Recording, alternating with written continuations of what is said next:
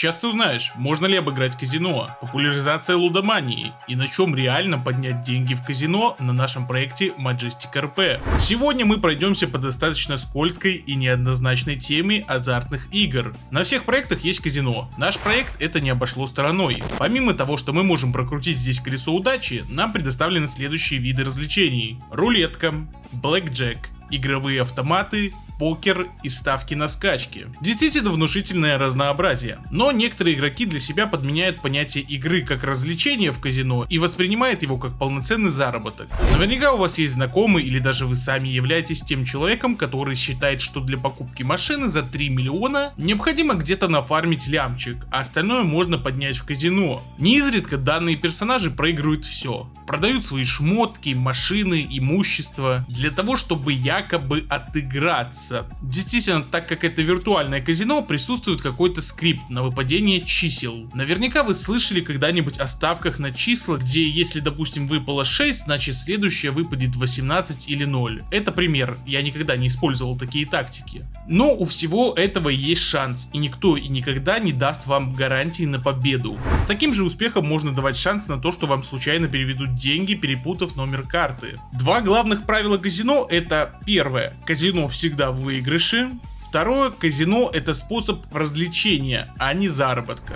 Около полугода назад я заметил, что стали появляться барыги на входе, которые постоянно кричат текстом в чат, что выкупят одежду, машины и так далее. Бывалые игроки могут поправить меня, на своем 0.6 сервере я раньше никогда такого не видел. Отношусь с презрением к таким ребятам. Да, это их способ заработка, но неизредка это превращается в цирк уродов, которые юзают анимки, саундпады, орут и творят хуйню. Представьте, что в настоящем казино внутри на входе бы стояли такие перекупы. По-моему, это не очень состыкуется с РП логикой. У меня был знакомый, который буквально за 3 партии в кости проиграл все деньги и просто ушел с проекта. Выгнали ли это проекту? Конечно же нет. Кто в этом виноват? Скорее всего только мой знакомый, с какой-то своей формой лудомании. О популяризации которой в играх, конкретно на РП проектах, мы сейчас и поговорим. Сразу заявляю, что следующий материал является лишь субъективным мнением автора и не претендует на истину в последней инстанции. Для лудоманов у нас присутствует целый отдел в F2 мини-игры: рулетка, джекпот и краш. Рассматривать джекпот нету смысла, так как в основном через него просто передают коины. А вот рулетка и краш, считаете ли вы это нормальным? Отличительный плюс в этом является, что игра происходит на Majestic коины, которые можно получить как за реальные деньги,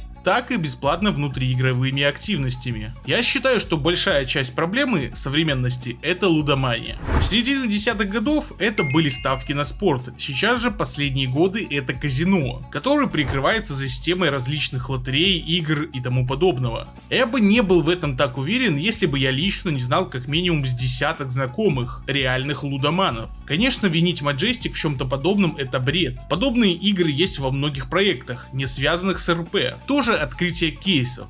Вы заметили, как блогеры на видео или на стримах открывают кейсы 20, 50, 100 штук? Конечно, после таких прокруток, особенно если выпадают какие-то клевые тачки, скорее всего и вам захочется прокрутить. Но будете ли вы ждать 3 дня, чтобы прокрутить один автомобильный кейс? Бля, давай! Эх ты, сука.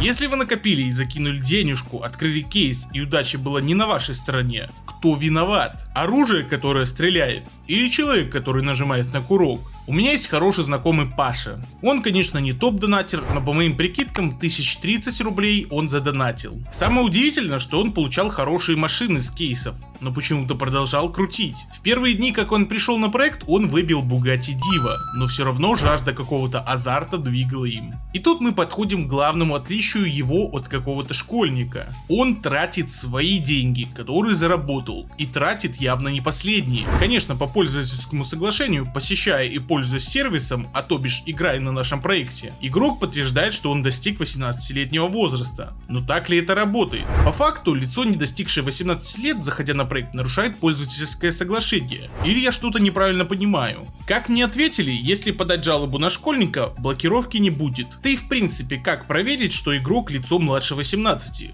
Голос штука субъективная. Еще интересный момент, читая пользовательское соглашение, нашел пункт, где перечислены цены на услуги за коины. и среди них остался номер для транспорта за 3000 коинов. Но как вы знаете, их убрали из продажи с обновлением на департамент транспортных средств. Ладно, это так, интересный факт. Что больше интересует игроков, это букмекерская контора. Действительно интересная тема с точки зрения игровой активности, где я мог приумножить свои верты, поставив их на игровое событие в мире спорта, а что самое классное, в мире киберспорта. Правда, в один момент ставки на киберспорт убрали, и честно, причину этому я не знаю. Но думаю, все согласятся, что это было интересно. Потом же букмекерка переставала работать, потом ее запускали снова, но сейчас она полностью не функционирует. Причина этому мне неизвестно, а как медиапартнеру было бы неправильно делать какие-то предположения и догадки. Из букмекерки убрана вся настоящая реклама БК. Да, это была коллаба, и ты мог потратить свои настоящие деньги, перейдя на сайт конторы, которую я не хочу упоминать по своим личным моральным принципам, и даже по промокоду получить бонус от БК. Мое отношение я, пожалуй, оставлю при себе, а ваше жду в комментарии. Вернемся же в само казино и зададим себе главный вопрос: можно ли реально гарантированно заработать в этом месте? И у меня есть для вас ответ: да. Но есть вещи, которые точно не имеют гарантий. Скачки. В принципе, полный рандом. Шанс выиграть где-то 16-66%. Как вы понимаете, это нереальные лошади и наездники на них. Да, может для кого-то это стало открытием. Игровые автоматы — это вообще полная шняга. Тут даже не пофанишься. В основном в них играют исключительно ради БП, так как процент победы приблизительно около 11%. Блять, виноград, сливы, яблоки на зеленых есть, блять, гандон.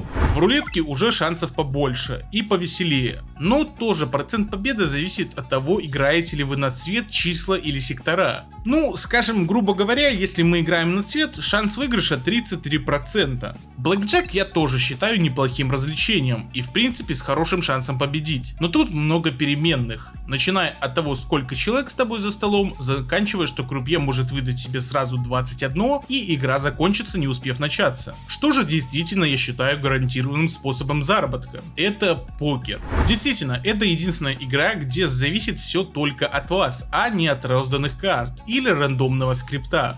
Важны комбинации, как эти комбинации могут сыграть с теми картами, которые уже на столе.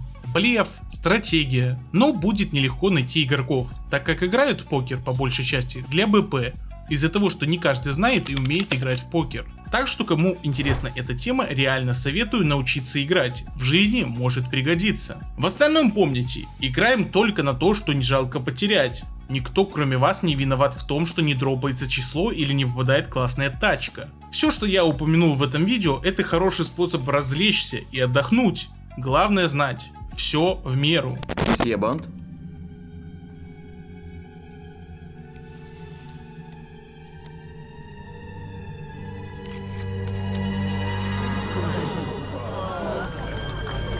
Ёбаный рот этого казино, блядь!